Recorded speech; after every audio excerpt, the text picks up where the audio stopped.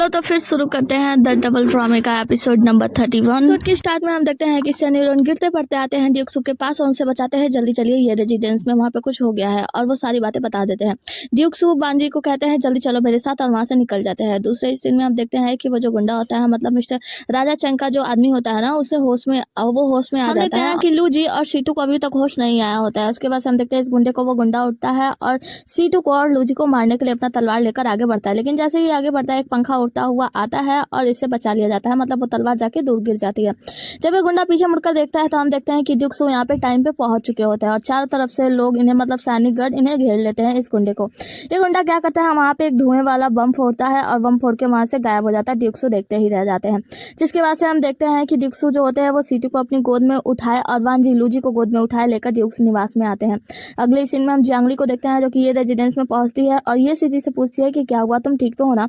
तो वो सारी प्रॉब्लम्स बता देता है कि क्या कुछ हुआ है। वो बताता है कि एक सीटू नाम की महिला आई थी जो कि मिस्टर सू को ठीक करना चाहती थी, लेकिन कुछ गुंडे आए और उन्हें गिरफ्तार करने लगे, उन्हें कैद करने लगे और वो सारी बातें बताता है। वो कहते हैं तुम तो ठीक हो ना। वो कहता है कि हाँ मैं ठीक हूँ और अभी ड्यूक्सू जो है वो सीटू को लेकर गए हैं ड्यूक निवास में। तो वो कहती है कि मुझे जाना होगा और जल्दी से वहाँ से निकल जाती है। ड्यूक निवास में पहुंचती है तो ड्यूक्सू से पूछती है आप ठीक तो है ना। तो ड्यूक्सू कहता है कि हाँ मैं ठीक हूँ। वो पूछती है सीटू, तो तब तक अंदर से एक महिला आती है चेक वेक करने के बाद और कहती है कि सीटू अभी खतरे से बाहर है और वो जल्दी ही थोड़ी देर आराम करने के बाद होश में आ जाएंगे। जियांगली सीटू को लेकर चिंतित लग रही होती है कि आखिर उसके ऊपर हमला क्यों किया गया मास्टर जू के इलाज के लिए। तो यहाँ पे ड्यूक्सू से समझाते हैं देखो ऐसी बात नहीं है, बात यह है कि जो सीटू है ना वो ग्रेट जाओ यानी जो जाओ राजा है ना उनकी सिस्टर है, यानी एक राजकुमारी है, इसीलिए उसके ऊपर हमला किया गया था राजा चंग के द्वारा। वो कहते हैं अच्छा इसका मतलब यह है कि राजा चंग नहीं चाहते कि राजा जाओ जो है वो आकर राजा यान से मिले और उनसे दोस्ती करे, है ना। तो वो कहते हैं कि हाँ। तो जियांगली कहती है कि ऐसी बात है तो फिर ठीक है, तुम उसका ख्याल रखना सीटू का, मैं हर रोज उसे देखने के लिए यहाँ पे आती रहूंगी। ड्यूक्सू कहते हैं कि क्या कहा तुमने, तुम हर रोज मेरे प्लेस पे आओगी। वो कहते हैं क्या बकवास कर रहे हो मतलब तुम, और मुस्कुराकर वहां से चली जाती है, जिसके बाद से ड्यूक्सू भी मुस्कुराने लगते हैं। आगे की सीन में हम देखते हैं एक लिस्ट लगा दी गई होती है और चारों तरफ चूल्हा यानी उस गुंडे को ढूंढा जा रहा होता है। मतलब जहाँ पे लोग खाना वाना खा रहे होते हैं रेस्टोरेंट के आसपास हर जगह लोग उसी चूल्हा को यानी गुंडे को ढूंढ रहे होते हैं। हम देखते हैं लूजी को जो कि जाकर ड्यूक्सू को बताता है कि यहाँ पे तो कहीं उसके बारे में पता नहीं चला, एक जगह बची है जहाँ पे हमने नहीं ढूंढा है और वो है राजकुमारी का घर। राजकुमारी ऐसा लगता है कि शायद उन्होंने अपने महल में ही छुपाया होगा। तो ड्यूक्सू कहते हैं कि देखो वो इतनी बुद्धिमान है, इतनी बड़ी गलती तो करेगी नहीं, वो अपने महल में तो उसे नहीं छुपाएगी। तो फिर हाँ बस हमें एक इशारा करना है कि चूल्हा कहाँ छिपा हुआ, बस इसका थोड़ा सा एक गेम खेलना होगा। आगे का सीन हमें एकेडमी का दिखाया जाता है जहाँ पे हम देखते हैं कि सनी लियोन पहुंचते हैं एकेडमी में और देखते हैं कि वो इंसान यहाँ पे नहीं है जिसको उन्होंने जियांगली के साथ परफॉर्मेंस करने के लिए चुना था। तो वो पूछते हैं कि मिस्टर डू कहाँ है। तो वहाँ पे जो एक आदमी होता है वो आकर बताता है कि दरअसल बात यह है कि मिस्टर डू की दादी माँ बहुत ही ज़्यादा बीमार हो गई है और उन्होंने लीव के लिए एप्लीकेशन लिखा है, वो नहीं आ रहे हैं। जिसके बाद से ड्यूक्सू वहाँ बैठे जो पार्टिसिपेंट्स होते हैं मतलब एकेडमी वाले होते हैं उन लोगों से पूछते हैं कि क्या कोई ऐसा है जो कि जियांगली के साथ महाराज के सामने परफॉर्मेंस करना चाहेगा। हम देखते हैं कि यहाँ पे सभी लोग अपना मुंह फेर लेते हैं, मतलब कोई भी इस बात के लिए तैयार नहीं होता है। हम उस हैंडसम से लड़के को देखते हैं जो कि अपना चेहरा ढक रहा होता है। यहाँ पे ड्यूक्सू बैठता है और कहते हैं कि देखो ये नॉलेजेबल बात है, जो नॉलेज वाला हो वो आकर हाथ नाम वाम लिखवा दे, लेकिन कोई भी नहीं आता। आगे किसी में हम देखते हैं कि ये सारे लड़के जो होते हैं ना उस हैंडसम से लड़के को चारों तरफ से घेर के बैठे होते हैं। कहते हैं कि अब सच्चाई बताओ, जियांगली के साथ आखिर वो चाहते हैं कि कोई पार्ट ले, लेकिन कोई पार्ट लेने के लिए तैयार क्यों नहीं है। तो ये नॉलेजेबल जो लड़का होता है मतलब जो क्या बोलते हैं हैंडसम सा लड़का होता है ना, ये इन लोगों को बताता है कि देखो जियांगली जो है ना वो बिल्कुल सैन यूरोन की मरी हुई वाइफ की तरह दिखती है। तो लोग कहते हैं क्या सैन यूरोन उसके प्यार में पड़ गए हैं क्या। तो ये कहता है कि और मुझे इसके बारे में तो नहीं पता, मतलब एक तरीके से ये लोग रूमर्स फैला रहे होते हैं कि सैन यूरोन जियांगली के प्यार में है। जिसके बाद हम देखते हैं कि ये लोग अभी खा ही रहे होते हैं, तभी यहाँ पे जो सैन यूरोन की सिस्टर आती है और उसको देखकर सभी लोग शांत जाते हैं, खाने लगते हैं। खाते हुए हम देखते हैं कि ये लोग इतने जल्दी जल्दी खा रहे होते हैं छुपाने के चक्कर में कि इनको अटक जाता है। जैसे इसकी बहन जाती है कहती है कि क्या बकवास है ये लोग कर रहे हैं, जिसके बाद से वो अपने मुंह से खाना उगल देते हैं। आगे के सीन में हम जियांगली को देखते हैं जो कि अपने चचेरे भाई के साथ आगे का सीन में हम जियांगली को देखते हैं जो कि अपने हाथों से ढेर सारा खाना बनाई होती है अपने चचेरे भाई के लिए। कहती है कि देखो ये सब मेरा और तुम्हारा फेवरेट है, तो ये सब मैंने तुम्हारे लिए बनाया है। वो कहता है कि खाली में तो तुम मुझे ये दोगी नहीं, तो बताओ मुझे क्या करना है। वो कहती है कि तुम्हें सिचुएशन का फायदा उठाना है, जो मैं तुमसे कहूँगी वो तुम्हें करना है। वो कहता है कि तुम चाहो तो ये काम तुम ये सीजी से और लियोजू से भी तो करा सकते हो। वो कहती है कि हाँ मैं करा सकती हूँ, लेकिन तुम्हारा करना जरूरी है क्योंकि तुम हमारे परिवार के हो, तो तुम्हारी बात ज़्यादा ही लगेगी। तो तुम्हें जाकर सैन यूरोन को ये बातें करनी, मतलब क्या कुछ कहना है वो सारे कुछ उसे समझाती है और कहती है कि देखो अगर तुम मेरा बात मानते रहोगे ना तो फ्यूचर में मैं तुम्हें और भी ढेर सारे डिलीशियस फूड दे दूंगी। उसका भाई कहता है कि वैसे मुझे ऐसा लगता है कि ये काम उन लोगों से नहीं हो सकता है, इसीलिए तुमने मुझे कहा ना, क्योंकि तुम्हें पता है कि मैं तुम्हारा हर एक काम कर सकता हूँ और मैं भरोसेमंद हूँ। जियांगली कहती है हाँ हाँ भाई तुम बिल्कुल सही समझ रहे हो। आगे हमें एकेडमी का सीन दिखाया जाता है जहाँ पे हम देखते हैं कि सारे पार्टिसिपेंट्स वहाँ पे पहुँच गए होते हैं और यहाँ पे आते हैं ये सी जी आते ही सबसे पूछते हैं कि क्या आप सभी लोग तैयार हैं। सभी लोगों ने अपनी तैयारी कर ली है तो सभी लोग अपना अपना तैयारी दिखाएंगे और कितना सबने प्रैक्टिस किया ये सब पता चल जाएगा। और जिसकी प्रैक्टिस ना हुई हो तो वो आराम से अपना नाम कटवा के यहाँ से जा सकता है। जिसके बाद से वो पूछते हैं कि क्या कोई ऐसा है जो कि नहीं आया है, तो ये लोग बोलते हैं कि जी हाँ। तो वो कहते हैं कि ये सी के बारे में क्या, तो ये लोग बताते हैं कि दरअसल ये सी यहाँ पे अभी पार्टिसिपेंट है जो कि नहीं आया है और वो अभी किसी काम से मतलब बिजनेस के मामले से यहाँ से बाहर गया है। तो यहाँ पे ये मतलब जो सनी लियोन होता है वो कहते हैं कि हाँ उसने मुझे बताया है। उसके बाद से कहते हैं कि आप लोग अपना काम स्टार्ट करो। सभी लोग अपना काम स्टार्ट करने लगते हैं। अब हम देखते हैं कि जो चचेरा भाई होता है वो कुछ सोच ही रहा होता है। सनी लियोन चचेरे भाई को बुलाते हैं और कहते हैं कि तुम लियू जू और जियांगली के बहुत करीब हो, है ना। तो वो कहता है कि हाँ। जिसके बाद से सनी लियोन पूछते हैं तो बताओ जियांगली यहाँ पे क्यों नहीं है और उसने अपना नाम वापस क्यों लिया। तो वो कहता है कि क्या हम अकेले में कुछ बातें कर सकते हैं। तो सनी लियोन कहते हैं हाँ बिल्कुल। जिसके बाद से हम देखते हैं कि वो लोग अकेले में बात करते हैं। सनी लियोन पूछते हैं कि क्या वो बीमार है, तो वो बताता है कि वो बीमार है लेकिन इस वजह से उसने अपना नाम वापस लिया है क्योंकि यहाँ पे सभी लोग बातें बना रहे हैं कि जो जियांगली है वो आपकी मरी हुई पत्नी की तरह दिखती है, इसीलिए इसी बात का अपने चेहरे का फायदा उठाकर वो आपके करीब आना चाहती है।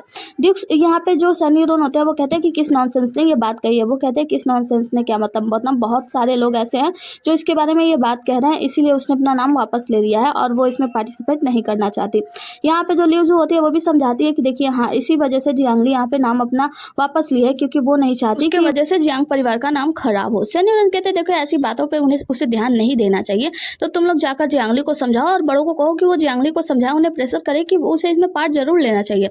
जिसके बाद से जो चचेरा भाई होता है वो कहता है कि देखिए मैं कह तो देता लेकिन देखो चाचा जी घर पे नहीं है, पिताजी नहीं है, कोई बड़ा नहीं है, दादी माँ भी घर पे नहीं है, तो कौन जियांगली को समझाएगा। मुझे ऐसा लगता है कि कोई से समझाने वाला नहीं है। लेकिन सनी लियोन वो आपकी बातें बहुत अच्छे से समझती है, तो मैं चाहता हूँ कि आप उसे प्रेशर करें, मतलब आप अगर खुद उसे समझाएंगे तो वो जरूर समझ जाएगी। तो लियू जू कहते हैं कि हाँ ये बिल्कुल सही कह रहा है, आपकी बातों को वो बहुत ही ज़्यादा मान देती है।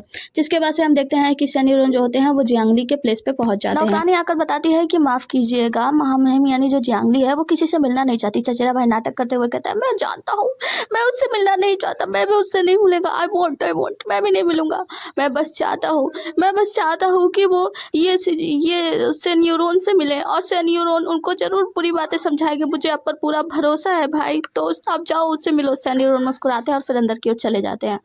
वो जब अंदर जाते हैं तो जियांगली एक जगह पे बैठी होती है और सनी लियोन को प्रणाम करती है, जिसके बाद से वो कहती है आइए बैठिए। सनी लियोन उसके साथ बैठ जाते हैं और जियांगली उन्हें चाय सर्व करने जाती है, मतलब चाय वाय निकाल रही होती है। ड्यूक्स कहते हैं कि मैंने इन्वेस्टिगेट किया कि आप किसी रूमर्स की वजह से नहीं आ रही हैं, आपको इस रूमर्स के बारे में ज़्यादा नहीं सोचना चाहिए, तो आपको आकर परफॉर्मेंस देना चाहिए क्योंकि आपको पता है जो ग्रेट जाओ है ना वो ग्रेट यान के लिए बहुत ही ज़्यादा महत्वपूर्ण रखते हैं, तो उनके सामने जब आप परफॉर्मेंस देंगी तो ये महाराज को बहुत ही ज़्यादा अच्छा लगेगा, तो मैं चाहता हूँ कि आप आए परफॉर्मेंस के लिए। वो कहते हैं कि देखिए रूमर्स की बात नहीं है, बात यह है कि इतने बेकार से रूमर्स चल रहे हैं, मैं बहुत ही ज़्यादा दुखी हूँ इन बातों से। लोग कहते हैं कि मैं आपकी पत्नी की तरह दिखती हूँ और आप अपनी पत्नी से प्यार नहीं करते, इसीलिए आप बार बार मुझसे दूर भाग रहे हैं। तो वो कहते हैं कि ऐसा कैसे हो सकता है। वो कहती है कि हाँ मैंने यही सुना है कि आप अपने पत्नी से प्यार नहीं करते थे और मैं आपकी पत्नी की तरह दिखती हूँ, इसीलिए आप मुझसे दूर भाग रहे हैं। बार बार मेरे लिए कुछ ऐसे पार्टिसिपेंट्स ढूंढ रहे हैं जो कि मेरे साथ परफॉर्मेंस ही नहीं करना चाहते, मतलब आप बार बार मुझे इग्नोर कर रहे हैं। पहले आपने मुझे रिजेक्ट कर दिया, फिर आपने मुझे महाराज के कहने पर एक्सेप्ट किया, फिर किसी कारणवश रिजेक्ट कर दिया। ये सब जो कुछ भी चल रहा ना ये सब शायद आपके कारण ही हुआ है। ये जो सनी लियोन होते हैं कहते हैं कि मैंने इस बारे में इन्वेस्टिगेशन किया है और जो भी कल्पेट होगा, जो भी ये रूमर्स फैला रहा है, मैं उनको सजा जरूर दिलाऊंगा। जियांगली कहती है कि इससे कुछ भी नहीं होने वाला, अगर आपको कुछ क्लियर करना है अपना नाम और मेरा नाम क्लियर करवाना ही है तो आप एक काम करिए, मेरे साथ मिलकर परफॉर्मेंस दीजिए। तो यहाँ पे सनी लियोन बहुत ही ज़्यादा वो हो जाते हैं, कहते हैं कि कैसे कह रही हो तो मैं तुम्हारे साथ परफॉर्मेंस कैसे कर सकता हूँ। जियांगली कहती है देखिए अगर आपको इन रूमर्स को हटाना है और मुझे जरा से भी चिंता है तो आपको परफॉर्मेंस मेरे साथ करना ही होगा, या फिर ये बात सच है कि आप अपनी पत्नी से प्यार नहीं करते थे।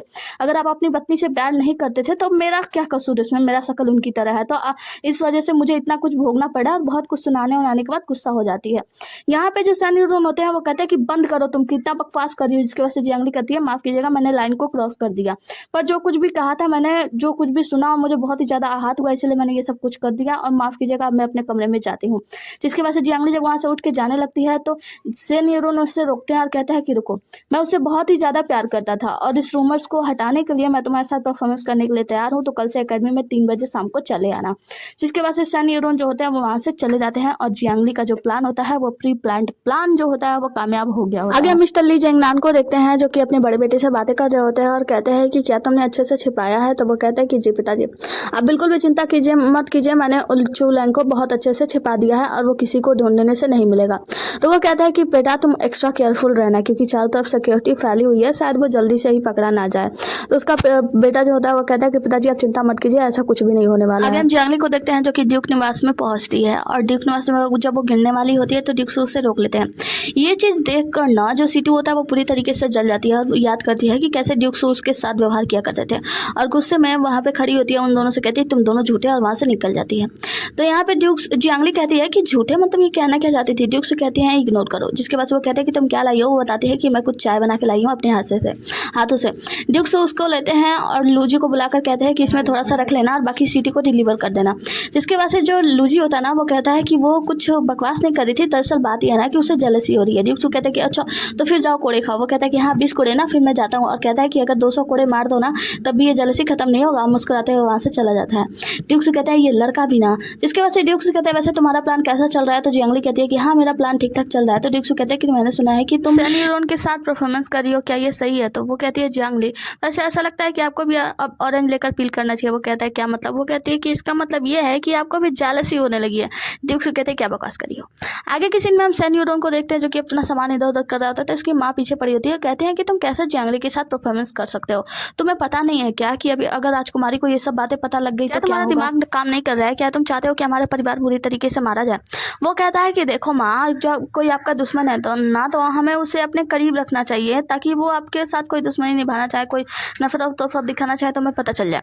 तो वो कहते हैं कि क्या तुम आउट ऑफ माइंड हो गए हो? क्या तुम जियांगली के प्यार में पड़ गए हो? तुम भूलना मत कि जो राजकुमारी है ना वो जू फेंगफाई को भी पसंद नहीं करती थी और जियांगली को भी पसंद नहीं करती थी। वो सब राजकुमारी के दुश्मन है, तो तुम्हें इस बातों का ध्यान रखना होगा। राजकुमारी को पता चलेगा तो क्या होगा ये तुम सोच लेना। हम देखते हैं सन यूरोन सोच में पड़ जाता है। आगे किसी में हम राजकुमारी के पास उनकी नौकरानी आती है, राजकुमारी को प्रणाम करती है। राजकुमारी इस समय बहुत ही ज्यादा उदास लग रही होती है। वो नौकरानी आती है और राजकुमारी को बताती है कि राजकुमारी मुझे आपसे कुछ कहना है, और उनके कान में वो सारा बात बता देती है। तो राजकुमारी कहती है कि ये सब तुम्हें कैसे पता चला? तो वो कहती है कि दरअसल कुछ दिनों से वो लोग परफॉर्मेंस कर रहे हैं एकेडमी में, और तो वो कहती है कि क्या मैं सन यूरोन को यहाँ पे बुलवा दूँ? तो राजकुमारी कहती है नहीं रहने दो, मैं उन्हें सामने से देखूंगी तो कुछ ज़्यादा ही अच्छा होगा ना, मैं उससे नहीं बुलाना चाहती। और वहाँ से नौकरानी चली जाती है।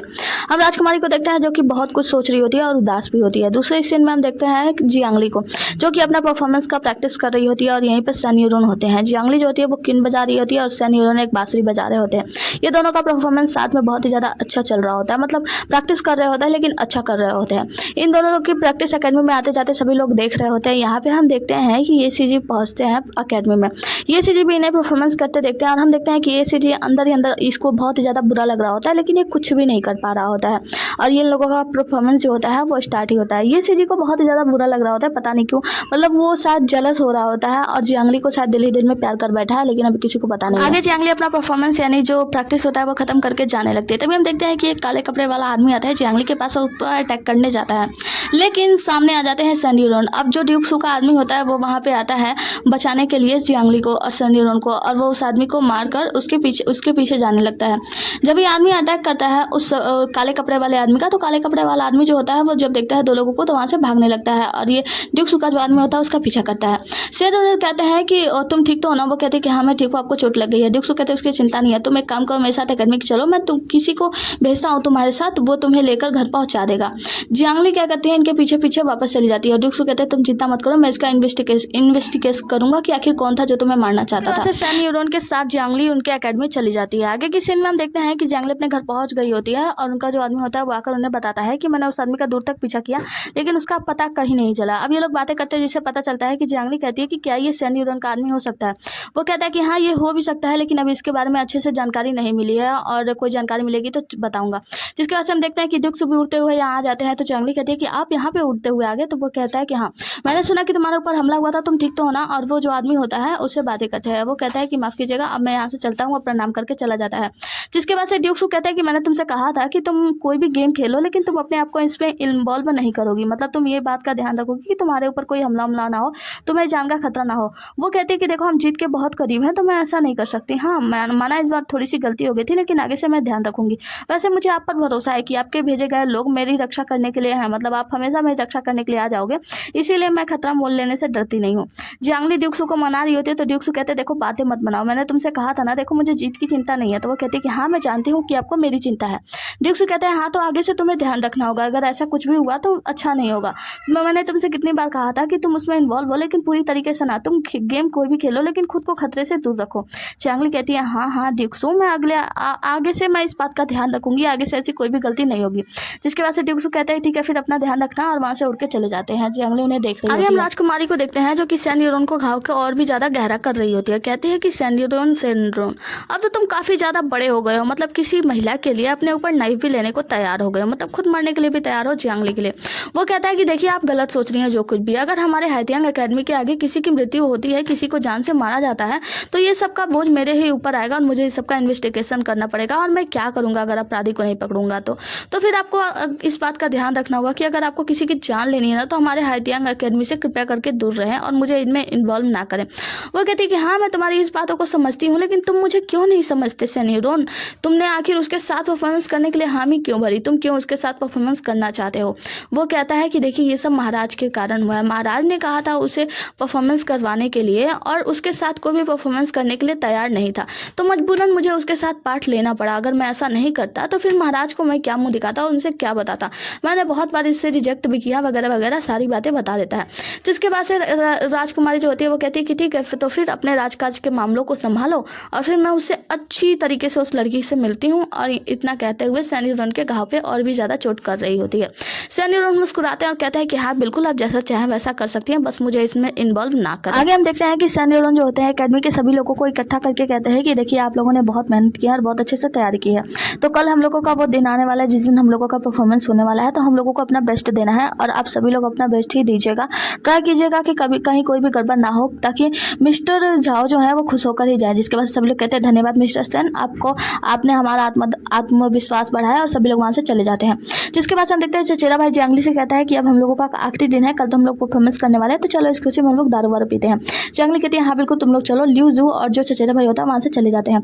जिसके बाद हम उस हैंडसम से लड़के को देखते हैं क्यूआई को, जो कि आता है जियांगली से मिलता है और कहता है कि मुझे और भी सारा गिफ्ट चाहिए। जियांगली कहती है कि तुम बहुत ही ज़्यादा नखरीले नहीं होते जा रहे हो, रोज रोज तुम्हें गिफ्ट चाहिए। वो कहता है कि हाँ मेरी प्रेमिका जब वो गिफ्ट देखती है ना तो बहुत ही ज़्यादा खुश हो जाती है, तो इसी वजह से मुझे और भी ज़्यादा चाहिए। तो वो कहती है कि ठीक है अगर तुम्हें चाहिए तो मैं बात करूँगी किसी से, तो मतलब आगे मैं देखूंगी। वो कहता है कि वैसे तुम्हारा काम मैं अच्छे से कर रहा हूँ ना। वो कहती है कि हाँ और आगे और भी काम करना होगा। तो वो कहता है कि हाँ ठीक है मैं तुम्हारा काम कर दूंगा। जिसके बाद से जियांगली वहाँ से मतलब जो ये लोग होते हैं बात कर रहे होते हैं, तभी हम यहाँ देखते हैं कि यहाँ पे ये सीजी आता है। सीजी आता है तो जियांगली कहती है सीजी, जिसके बाद से क्यूआई वहाँ से चला जाता है। तब जाके जो सीजी होता है वो कहता है कि वैसे आप परफॉर्मेंस करने वाली हैं ना सैन्योरन के साथ, और ये क्यूआई आपके साथ क्या कर रहा है, पहले तो आपके साथ यही परफॉर्मेंस करने वाला था। वो कहती है कि हाँ पहले करने वाला था, लेकिन आपको पता है ना कि ये सीजी बहुत ही अच्छा, मतलब जो सैन्योरन है वो बहुत ही अच्छा वादक है, मतलब बहुत अच्छा बजाते हैं, तो मैं उनके साथ परफॉर्मेंस करने वाली हूँ और निश्चित रूप से नेचुरली हमारा परफॉर्मेंस बहुत ही ज़्यादा अच्छा होने वाला है। ये सीजी कहता है हाँ ये तो सही है। जिसके बाद से जियांगली कहती है अब मुझे चलना चाहिए, और जियांगली वहाँ से चली जाती है। और ये सीजी को देखते हैं जो कि अपना मुंह बनाए होते हैं जियांगली को। आगे सैन्योरन आकर महाराज को बताया है कि महाराज सारा प्रिपरेशन हो चुका है, आप एक बार देख लीजिए। कल जब झाओ वाले लोग आएंगे, मतलब मिस्टर झाओ के राजा वाजा जो लोग भी आएंगे, तो वो लोग यहाँ से गुजरेंगे, यहाँ पे ऐसे परफॉर्मेंस होगा वगैरह वगैरह सब कुछ समझा देता है। महाराज कहते हैं कि तुम्हारा बहुत बहुत शुक्रिया, तुमने सारी तैयारी कर दी। जिसके बाद से हम देखते हैं कि सैन्योरन वहाँ से जाने लगता है, तो ड्यूक्सू उधर से आ रहे होते हैं। ड्यूक्सू आ रहे होते हैं तो वो सैन्योरन को ही देखते हैं घूर के, लेकिन सैन्योरन जो होता है ड्यूक्सू को प्रणाम करता है, और वो जो ड्यूक्सू होते हैं वो प्रणाम का जवाब भी नहीं देते हैं और सैन्योरन वहाँ से चला जाता है। जिसके बाद से ड्यूक्सू आकर बात करता है महाराज से, तो महाराज कहते हैं क्या सीटू के हालात अब ठीक है, तो वो बताता है कि हाँ वो अभी ठीक है और ड्यूक निवास में ही है। जिसके बाद से महाराज पूछते हैं कि वैसे क्या चूलैंग पकड़ा गया, तो वो बताता है कि नहीं चूलैंग अभी तक पकड़ा नहीं गया, अब अभी तक मेरे हाथों से बाहर है। महाराज कहते हैं कि क्या हो सकता है कि जो मिस्टर लू हैं, मिस्टर ली हैं, उन्हीं के अंडर में हो वो, मतलब वही कहीं छिपा है। वो कहता है कि हाँ महाराज ये जाहिर सी बात है ऐसा हो सकता है। तो उसके बाद से महाराज कहते हैं कि हाँ तो फिर हमें मौके का फ़ायदा भी उठाना चाहिए। ड्यूक्सू कहता है कि हाँ महाराज इस समय जो मिस्टर चैंग राजा है ना वो मतलब चूलैंग को, मतलब चूलैंग जो है उसे छिपाने में या कुछ और चीज़ में बिजी है, तो हमें लगता है कि इस मौके का फ़ायदा उठाना चाहिए। और वो महाराज से कहता है कि महाराज मुझे आपके कुछ सेना चाहिए। तो वो कहता है, महाराज कहते हैं कि कौन वाली सेना, तो वो बताता है कि महाराज हमें लॉन्ग वू सेना चाहिए। तो महाराज कहते हैं कि अच्छा ऐसी बात है तो ठीक है फिर ले जाओ। वैसे उन लोगों का प्रैक्टिस वगैरह जो कुछ भी था वो सब कुछ चल रहा है, लेकिन तुम उन्हें काम में ला सकते हो। आगे हम ली जोंगनान को देखते हैं जो कि अपने ऑफिसर के साथ अपने ऑफिस में होता है। यहाँ पे ड्यूक्सू पहुंचते हैं और उनसे प्रणाम करता है। कहता है कि ड्यूक्सू आप यहाँ पे किस काम से पधारे हैं। ड्यूक्सू बता रहे हैं कि मैं यहाँ पे कुछ इन्वेस्टिगेशन के लिए आया हूँ, कुछ जाँच के लिए। तो वो कहता है कि आपको पता है ना मैं चांसलर हूँ और आप बिना मतलब का मेरे जगह पे जांच नहीं कर सकते, जिसके वजह से अपने ढेर सारे सैनिकों को बुला लेता है। ड्यूक्सू भी इशारा करते हैं और उनके पास ढेर सारे सैनिक आ जाता है, जिसके वजह से जो ये ली जोंगनान होता है वो कहता है कि आप अपनी रिपोर्ट दिखाएं, मतलब आप अपना कागज दिखाएं कि आप यहाँ पे जांच करने के लिए कोई कागज वागज लाए हैं कि नहीं। तो ये कहता है ड्यूक्सू कि क्या आप भूल रहे हैं कि हमारी जो आर्मी है, मतलब मैं जो सेना लेकर आया हूँ लॉन्ग वू आर्मी, वो सेना जो है ना वो पहले चार्ज करती है बाद में रिपोर्ट दिखाती है। तो चलो इन्वेस्टिगेशन के लिए तैयार हो जाओ। और जितने भी आर्मीज होते हैं यहाँ से सभी लोग निकल के अंदर में जांच के लिए चले जाते हैं। यहाँ पे हम देखते हैं कि जो ली जोंगनान होता है उसका तो फटा पड़ा होता है, मतलब उसकी तो हालत खराब होती है। यहाँ पे सारे आर्मीज जो होते हैं अंदर की ओर जांच के लिए चले जाते हैं। ड्यूक्सू अपने आदमियों को यानी वांजी लूजी को भेजता है, कहते हैं कि वो बच के भागने ना पाए। जब ये लोग अंदर जाते हैं तो हम अंदर चुलैंग को देखते हैं जो कि भाग रहा होता है। अब वांजी लूजी सामने ही आ जाते हैं। चुलैंग कहता है कि तुम्हारी हिम्मत कैसे हुई। तो यहाँ पे लूजी कहता है कि ओहो, तो तुम्हें लगता है कि तुम इतनी आसानी से भाग जाओगे। और वांजी भी एक तरफ से होता है। ये दोनों लोग पीछे पड़ के और इनके जितने भी सारे सैनिक होते हैं सभी सैनिकों को पकड़ लेते हैं, मतलब मार डालते हैं। यहीं पे हम देखते हैं कि जब चुलैंग की बारी होती है वांजी लूजी उन्हें पकड़ने ही जाते हैं, लेकिन चुलैंग यहाँ पे धुएं का फिर से बॉम्ब फोड़ के भाग जाता है, गायब हो जाता है। आगे महाराज को जब ये सारी बातें बताता है ड्यूक्सू की जो चुलैंग है वो फिर से भाग चुका है, तो महाराज कहते हैं अब हमें क्या करना चाहिए। ये लोग कुछ सोचते हैं, जिसके वजह से महाराज कहते हैं कि वैसे अब हमें लगता है कि हमें इंतजार करना चाहिए कि जो ली जोंगनान है और उसके साथ वाले आदमी और जो चैंग राजा हैं ये लोग कुछ ना कुछ फिर से गड़बड़ तो करने वाले हैं, तो अभी हमें सही समय का थोड़ा बहुत इंतजार करना चाहिए। आगे ली जोंगनान अपने बेटे लीजिंग को बहुत ही ज्यादा डांट लगा रहा होता है और कह रहा होता है कि ये सब कैसे हो गया, कैसे लीक हो गई ये खबर कि जो वो चुलैंग है वो हमारे अंडर में कैद है। वो कहता है कि पिताजी मुझे माफ कीजिए, मुझसे गलती हो गई, आप मुझे सजा दीजिए। पिताजी उसे थप्पड़ मारते और कहते हैं कि बदतमीज कहीं के, तुम इतने फुलिस हो कि मैं क्या बताऊँ, तुम इतने ज्यादा बेवकूफ हो कि तुम सारा काम खराब कर देते हो। वो कहता है लीजिंग कि पिताजी मुझे माफ कीजिए, कृपया मुझे बस एक और मौका दीजिए। पिताजी कहते हैं तुम्हें मौका मौका मौका कितना मौका दूं मैं तुम्हें, तुम जितना भी मौका तुम्हें मिलता है वो सारा मौका तुम गंवा देते हो। वो अपने पिताजी के पैरों में गिर जाता है, कहता है कि पिताजी सिर्फ एक मौका दे दीजिए मुझे। वो कहते हैं कि तुम बेकार आदमी, तुम बेवकूफ हो, तुम कभी कुछ भी नहीं कर सकते। और उनका बेटा वहाँ पे बैठ के रो रहा होता है। ली जोंगनान जो होते हैं वो वहाँ से बड़े टसन में निकल जाते हैं। अब इनका बेटा जो लीजिंग होता है वो पूरी तरीके से पागल हो गया होता है, मतलब रो रहा होता है कि आखिर ये सब कैसे हो गया, कैसे ये गलती हो जाती है मुझसे। आगे हम इस बड़ी सी झांकी देखते हैं, जिस झांकी में राजा झाओ जो होते हैं वो पधारते हैं। राजा झाओ के एंट्री पे सभी लोग बहुत ही ज्यादा बाजा बाजा बजा रहे होते हैं और स्वागत का इंतजाम कर रहे होते हैं। ये होते हैं राजा झाओ। राजा झाओ के आने पर ये सीजी उनका स्वागत करते हैं और बताते हैं कि ये ड्यूक्सू हैं जो हमारे यहाँ मामले संभालते हैं, मतलब बहुत कुछ वगैरह वगैरह बता देते हैं राजा यान के बारे में। जिसके बाद से जो राजा झाओ होते हैं वो कहते हैं कि मेरी बहन कहाँ है, तो मेरी बहन क्या अंदर है। तो ड्यूक्सू मतलब जी यानी सीटू को बुलाते हैं। सीटू दौड़ती हुई आती है और कहती है कि भाई, तो वहाँ पे उसके जो भाई होते हैं यानी राजा वो कहते हैं कि बहन तुम ठीक तो हो ना। वो अपने भाई के पास दौड़ के आती है और उन्हें गले से लगा लेती है। जिसके बाद से उसके भाई पूछते हैं कि तुम्हें चोट लगी हुई है क्या तुम ठीक हो, तुम्हारे ऊपर किसने हमला किया। वो कहते हैं कि भाई ये सब ड्यूक्सू के वजह से पॉसिबल हुआ, ड्यूक्सू ने मुझे बचा लिया। तो वो कहते हैं कि क्या तुम्हें कल्पेट के बारे में पता चला। वो कहता है कहती है कि मुझे इसके बारे में नहीं पता, ड्यूक्सू आपको सब कुछ बता देंगे और ड्यूक्सू को आप ब्लेम मत कीजिएगा। इनका भाई कहता है कि हाँ मैं बिल्कुल भी ब्लेम नहीं करूंगा और फ्यूचर में मैं ड्यूक्सू से ही इस चीज़ का एक्सप्लेनेशन चाहूंगा कि आखिर तुम्हारे साथ ये सब कुछ कैसे हुआ। ड्यूक्सू कहता है कि हाँ बिल्कुल मैं आपको एक्सप्लेनेशन दूंगा, जिसके बाद से उसे अंदर आने का इशारा करता है। राजा झाओ जिसके बाद से अंदर आते हैं और राजा यान के साथ, और हम यहाँ पे हम देखते हैं जो टीचर होती है वो अपना म्यूजिक प्ले कर रही होती है। म्यूजिक प्ले सुनने के बाद जब इनका म्यूजिक प्ले खत्म होता है तो राजा झाओ जो होते हैं अपना शराब का ग्लास उठाते हैं और कहते हैं कि राजा यान मैं आपको बहुत बहुत बधाई देता हूँ, मतलब आपने मेरी इतनी ज़्यादा स्वागत किया इसके लिए आपका बहुत बहुत शुक्रिया। खोई हुई बहन को भी मिला दिया, हम एक जाम हमारी दोस्ती के नाम, और फिर इतना कह के वो शराब पी लेते हैं। मतलब इन लोगों का मतलब राजा का बहुत बहुत शुक्रिया करते हैं और अपनी दोस्ती को दिखाते हैं, जिसकी वजह से राजा भी कहते हैं कि हमारी दोस्ती बहुत आगे तक रहेगी। और राजा भी अपना जो शराब वराब होता है वो उठाकर पी लेते हैं। जिसके बाद से परफॉर्मेंस की बारी आती है जियांगली और सैनियोरोन की। सैनियोरोन वहाँ पे आते हैं और जियांगली अपना किन बजाना स्टार्ट करती है। ड्यूक्सू ये सब कुछ देख रहे हैं। सैनियोरोन आकर एक कहानी बताते हैं कि हम जो मतलब जो साउंड और जो सॉन्ग बजाने वाले हैं वो सॉन्ग है एक सच्चे मित्रों के बारे में, जो सच्चे मित्र जो कि स्वर्ग से जोड़ियाँ बनाकर आई थी उसके बारे में कहानी वानी बताते हैं। जिसके बाद से हम देखते हैं कि वो बता रहे होते हैं और ड्यूक्सू बड़े जलसी नज़रों से जियांगली को देख रहे होते हैं, मतलब उनको बहुत ही ज़्यादा जलन हो रहा होता है। जो सन यूरोन होते हैं वो अपना जो बांसुरी वगैरह होता है वो बजाना स्टार्ट करते हैं और जियांगली जो होती है वो अपना किन बजा रही होती है। सन यूरोन का ये बांसुरी और जियांगली का ये किन बहुत ही ज़्यादा अच्छा लग रहा होता है। ये लोग जो होते हैं ना पुरानी यादों में खो जाते हैं कि पुराने समय में कैसे जियांगली और सन यूरोन हम दोनों साथ में थे। ये दोनों एक दूसरे की यादों को याद कर रहे होते हैं पुराने समय में, मतलब सन यूरोन उन यादों को याद कर रहे होते हैं जो कि बीत गया होता है अपनी पत्नी के बारे में। जियांगली को देखते हैं जो कि अपना बजाने में बिजी होती है और यहीं पे हम देखते हैं कि इन साउंड्स के बीच में जो ड्यूक्सू होते हैं वो बहुत ही ज़्यादा जेलस होते हैं, लेकिन जो राजा की सिस्टर होती है वो ड्यूक्सू को देखकर जेलस होती है कि वो जियांगली को देखे जा रहे होते हैं। और ये सारा चीज़ ना राजा नोटिस करते हैं कि उनकी बहन कैसे ड्यूक्सू की तरफ एक नज़रें देखी जा रही है और उनसे जेलस हो रही है बहुत ही ज़्यादा।